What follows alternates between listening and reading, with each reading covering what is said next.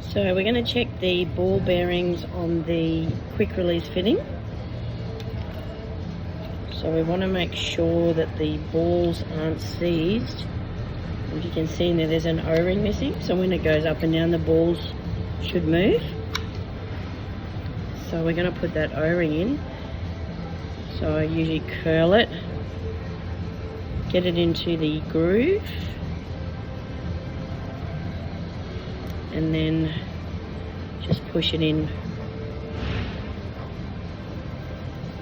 And then I run my finger on just to make sure it's secure. Yep. And then spray the bearings.